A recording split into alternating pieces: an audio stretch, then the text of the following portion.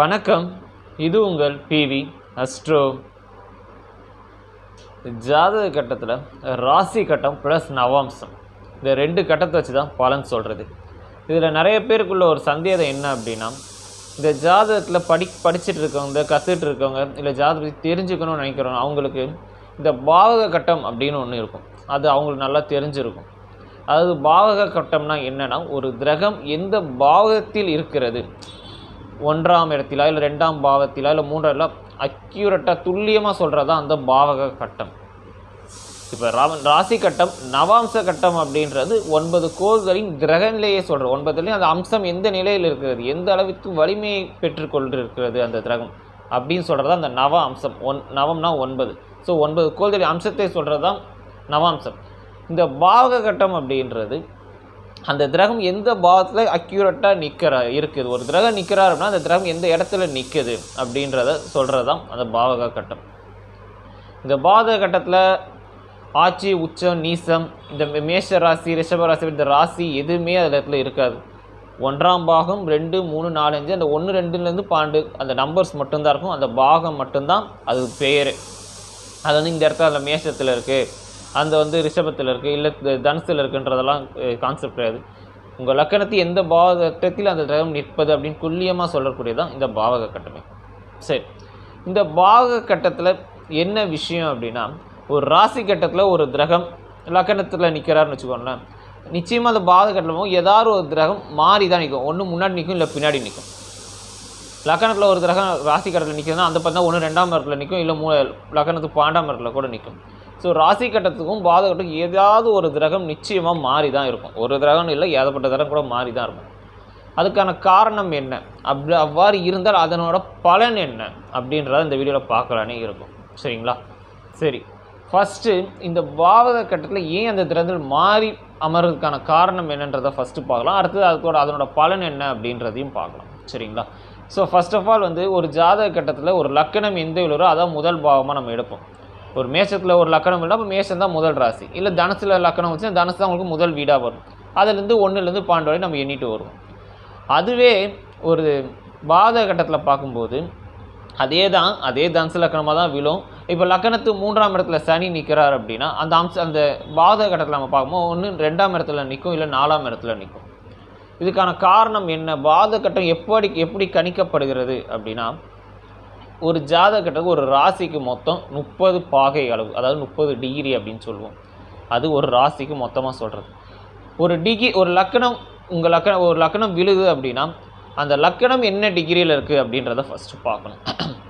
இப்போ லக்கணம் ஒரு உதாரணத்துக்கு தனுசில் 23 டிகிரியில் அந்த லக்கணம் விழுந்திருக்குன்னு வச்சுக்கோங்களேன். இந்த பாவக கட்டம் எப்படி எடுக்குன்னா, அது எந்த இடத்துல விழுந்திருக்கோ அதுலேருந்து 15 டிகிரி முன்னாடியும் அதுலேருந்து 15 டிகிரி பின்னாடியும் தான் அந்த பாவக கட்டம் பாவகமாகவே எடுக்கும். அதாவது இப்போ தனுசு லக்கணத்தில் ஒரு லக்கணம் விழுந்திருக்கு, அந்த லக்கணம் 23 டிகிரியில் இருக்குது. அப்போ 23 டிகிரியில் இருக்குன்னா இந்த பக்கம் 15 டிகிரி, அந்த பக்கம் 15 டிகிரி. அப்போ தனுசும் மகரம் நடுவில் மிட் பாயிண்டில் தான் அந்த பாவக கட்டம், அதுதான் மிட் பாயிண்ட்டாக வரும். அப்படின்னா அந்த தனுசு லக்கணத்தில் 23 டிகிரியில் ஒரு லக்கணம் விடணும், அதுக்கு 15 டிகிரி இந்த பக்கம், அதுக்கு இந்த பக்கம் 15 டிகிரி அப்படின்னா அப்போ தனுசு லக்கணத்துக்கு தனுசு ராசியில் 7 டிகிரியிலேருந்து மகர ராசி 7 டிகிரி வரை தான் ஒரு பாவகம் அப்படின்னு கணக்கு. அப்படி தான் பாவக கட்டம் எடுக்கும். அப்படி இருக்கும்போது இதில் என்ன கொலாப்ஸ் வரும் அப்படின்னா, இப்போ தனுசு 7 டிகிரிலேருந்து மகரத்து 7 டிகிரி வரை தான் ஒரு பாவகம்ன்றது பாவக கட்டத்தோட கணக்கு. அப்படி இருக்கும்போது இப்போ மகர மனையில் இப்போ ஒரு கிரகம் நிற்கிறாருன்னு வச்சுக்கோங்களேன். ஒரு சுக்கிரன் இருக்காருன்னே வச்சுப்போம். இப்போ இந்த சுக்கிரன் 3 டிகிரியில் மகரத்தில் இருக்காருன்னு எடுத்துப்போம். சரிங்களா?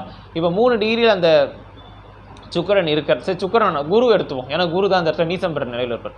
இப்போ குரு தனுசு லக்கணம் 2ல் நிற்கிறார், 3 டிகிரியில் நிற்கிறார் அப்படின்னா இங்கே பாத கட்டத்தில் பார்க்கும்போது தனுசு மனையில் லக்கணத்தில் ஆட்சி பெற்ற, அதாவது லக்கணத்திலே தான் அந்த குரு நிற்பார் பாத கட்டத்தில் பார்க்கும்போது.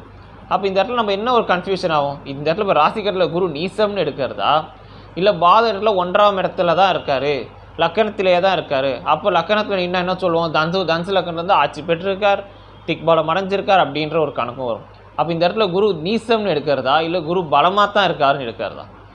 ஏன்னா தனுசுக்கும் மகரத்துக்கும் 23 டிகிரியில் ஒரு லக்கணம் விழுந்துருன்னா அப்போ இந்த பக்கம் 15, இந்த பக்கம் அப்போ 7 to 7 தனுசுல 7 டிகிரிலேருந்து மகர மனையில் 7 டிகிரி வரைக்கும் அந்த ஒரு பாவமாக வரும். அப்போ அதுக்குள்ளே எந்தெந்த கிரகம் இருக்கோ அது எல்லாமே முதல் பாவத்தில் வந்துடும். இதுவே குரு 15, 18 டிகிரியில் இருந்தார்னா அவர் 2ஆம் இடத்துலேயே தான் நிற்பார், பாத கட்டத்துலேயே 2ல் தான் நிற்பார். ஆனால் இந்த இடத்துல ஒரு 7 டிகிரிக்குள்ளே என்னென்ன கிரகம் இருக்கோ எல்லாமே முதல் பாவத்தில் வந்துடும். இதுதான் கான்செப்ட். ஸோ அப்போது அந்த பாத கட்டம்ன்றது உங்கள் லக்கணம் எந்த டிகிரியில் விழுந்திருக்கோ அந்த லக்கணத்துக்கு முன்னாடி 15 டிகிரியும் பின்னாடி 15 டிகிரியுமா தான் அந்த பாவகம் எடுக்கும். அந்த இதுக்குள்ளே எந்தெந்த கிரகம் நிற்கிறதோ அதெல்லாம் அந்தந்த பாவகத்தில் வந்து அமர்ந்து விடும். இதுதான் விஷயமே, சரிங்களா? ஸோ இப்போ இந்த இடத்துல டவுட் என்ன அப்படின்னா, இது ஓகே, இது நம்ம ஒரு ஃபோனில் அப்ளிகேஷன்லையோ இல்லை சாஃப்ட்வேரில் போட்டால் கூட கண்டுபிடிச்சிடலாம். எந்தெந்த பாவகட்டம் எந்தெந்த இருக்குது, ராசி கட்டத்தில் என்ன நிலைமையில் இருக்குது, நவாம்சத்தில் எப்படி இருக்குது, பாதம் எப்படி இருக்குன்னு நம்ம ஒரு ஃபோன் எதுவுமே நம்ம கையில் யாரும் இப்போ போட போகிறதில்ல. ஃபோன் அப்ளிகேஷன்ஸ் இல்லை சாஃப்ட்வேர் வச்சு நம்ம கண்டுபிடிச்சிடும். சரி, இப்போ அது பிரச்சனை இல்லை. என்ன பலன் கொடுக்கும்? ஏன்னா இந்த ஜாதகம் கற்றுட்டு இருக்கவங்க, இந்த ஜாதகத்தை பற்றி தெரிஞ்சவங்களுக்கு இந்த இடத்துல சந்தேகம் வரும். ஏன்னா ஒரு ஜாதக கட்டத்தில் ஒரு கிரகம் இந்த நிற்குது, ஆனால் பாத கட்டத்தில் அந்த நிற்குது. அப்போ நின்ன இடத்துலேருந்து தான் ஒரு கிரகம் வேலை செய்யும். அப்போ ஒரு நின்ன இடன்றது இப்போ அது நம்ம சொன்ன அதே எக்ஸாம்பிள் எடுத்துப்போம். கன்ச லக்கணம் 23 டிகிரியில் லக்கணம் இருக்குது, 2ல் குரு நிற்கிறார் ராசி கட்டத்தில், பாத கட்டத்தில் லக்கணத்திலே நிற்கிறார்.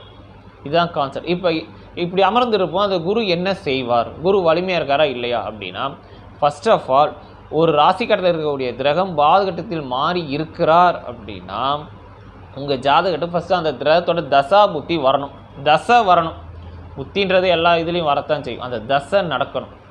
இப்போ நம்ம இந்த சொன்ன எக்ஸாம்பிள் சொன்ன அந்த குரு அப்படி மாறி இருக்காருன்னா அந்த குரு தசை ஃபஸ்ட்டு வரணும். உங்களுக்கு வந்தால் மட்டுமே அது சிறப்பளிக்கும். வந்தால்தான் அது பயனளிக்கும். சிறப்பளிக்கும் இல்லை, பயனளிக்கும். இல்லைனா அதனால் எந்த யூஸ்மே கிடையாது. அது பாவத்தில் எந்த இருந்தாலும் எந்த பிரச்சனையும் கொடுக்காது.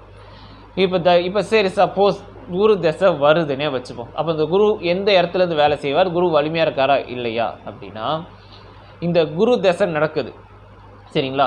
ராசி கட்டத்தில் அந்த கிரகத்தின் வலிமை தீர்மானிக்கப்படும். பாவக கட்டத்தில் அது நிற்கக்கூடிய இடத்திலிருந்து அதன் பலனை கொடுக்கும்.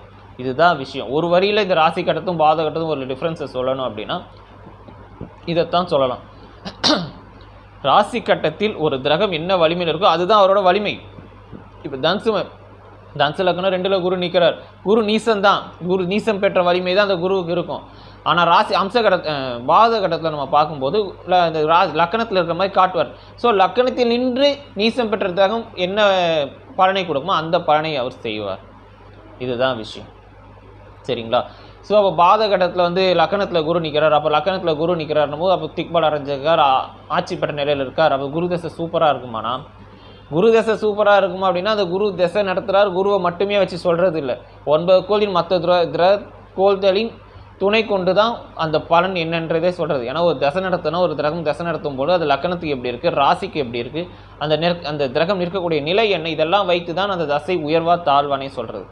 ஸோ அப்படி இருக்கும்போது ஒரு கிரகம் இந்த மாதிரி பாதகத்தில் மாறி இருக்கும்போது அது எப்பேற்பட்ட பலனை கொடுக்கும், அது வந்து எப்படிப்பட்ட அந்த கிரகத்தின் வலிமை என்ன அப்படின்னு தெரிஞ்சுக்கணும். அப்படின்னா ராசி கட்டத்தில் ஒரு கிரகத்தின் வலிமை தீர்மானிக்கப்படுகிறது. பாத கட்டத்தில் துல்லியமாக அது இந்த பாவத்திலிருந்து தான் இயங்க போகிறது என்றை சுட்டி காட்டுகிறது. இவ்வளோதான் விஷயம், சரிங்களா? ஸோ அப்போ ராசி கட்டம் என்பது தான் முழுக்க நம்ம பலன் எடுக்கக்கூடிய ஒரு விஷயமே தவிர பாத கட்டம் பார்க்கலாம், நான் பார்க்க வேணாம்னு சொல்ல. பட் ராசி கட்டம் ப்ளஸ் நவாம்சத்தை மட்டும் துல்லியமாக நம்ம நல்லா ஆழ்ந்து பார்த்தோம் அப்படின்னாலே, டீப்பாக பார்த்தாலே நிச்சயமாக துல்லியமான பலன் டெஃபினட்டாக இந்த இடத்துல வரும், சரிங்களா? இதுதான் விஷயம். ஸோ பாத கட்டம் என்பது ஒரு கிரகம் எந்த பாதத்தில் நிற்கிறது, அது நிற்கக்கூடிய இடத்தில் இருந்து தான் அது தசை நடத்தும். அதனோட அந்த நிற்கக்கூடிய பாவத்தில் இருந்தால் அது பலனை கொடுக்கும். இதுதான் விஷயம். ஆனால் அந்த கிரகம் வலிமை இல்லையன்றது போய் பாத கட்டத்துலலாம் போய் பார்க்கக்கூடாது. அந்த கிரகம் வலிமை இல்லைன்னு ராசி கட்டத்தை வச்சு சொல்கிறது தான். ராசி கட்டத்தில் ஒரு கிரகம் உச்சமாக இருக்குது, அந்த போனால் 10 பகை வீட்டில் இருக்கார் அப்படின்றது இப்போ ஒன்றும் இல்லை. மேஷத்தில் சூரியன் ராசி கட்டத்தில் இருக்கார், பாத கட்டத்தில் ரிஷபத்தில் இருக்கார் அப்படின்னும் போது அவர் பகை வீட்டில் இருக்கார், இல்லை உச்சமாக தான் இருக்கார் அப்படின்னு எப்படி எடுக்கலாம் அப்படின்னா உச்சம்தான், வலிமை உச்சம்தான். அவர் சூரியன் அந்த இடத்துல கெட்டு போதில் பகை வீட்டில் இல்லை, யார் வீட்லையும் இல்லை, அவர் உச்சம் பெற்று தான் இருக்கார். ஆனால் அவர் சூரிய தசை வரும்போது அந்த ரிஷபத்தில் நின்று பலனை கொடுப்பார். இவ்வளோதான் விஷயமே, சரிங்களா? ஸோ பாவத கட்டம் என்பது ஒரு கிரகம் எந்த பாவகத்தில் நிற்கிறது, அதன் தசை நடத்தும் பொழுது அந்த பாவத்தின் வழியாகத்தான் பலனை கொடுக்கும் என்பதே அந்த பாவத கட்டத்தின் அர்த்தம். ஒரு கிரகத்தின் வலிமையை ராசி கட்டமும் நவாம்ச கட்டம் மட்டுமே தீர்மானிக்கப்படுகிறது தவிர பாவத கட்டத்தில் ஒரு கிரகத்தின் வலிமை தீர்மானிக்கப்படுவதில்லை, சரிங்களா? ஏன்னா இது நிறைய பேர் என்கிட்ட கேட்ட ஒரு கேள்வி. சார் பாதகட்டத்தில் இந்த கிரகம் வந்து இப்படி இருக்குது சார், இதில் ஆட்சியாக இருக்குது, அதில் நீசமாக இருக்குது, இல்லை அதில் நீசமாக இருக்குது, இதில் ஆட்சியாக இருக்குது, இது நல்ல நிலையில் இருக்குது, அப்போ எப்பேற்பட்ட பலனை கொடுக்கும் அப்படின்னா, பாதகட்டத்தில் நிற்கக்கூடிய கிரகம் அதனோட தசாபுத்தி ஃபஸ்ட்டு வரணும். அப்படியே அது வந்தாலும் ராசிகளில் என்ன வலிமையில் இருக்கோ அந்த வலிமையை எடுத்து தான் அந்த கிரகம் வேலை செய்யும். இதுதான் விஷயமே. சரிங்களா? நாம் அடுத்த வீடியோவில் வேறொரு தலைப்புடன் சந்திப்போம். நன்றி, வணக்கம்.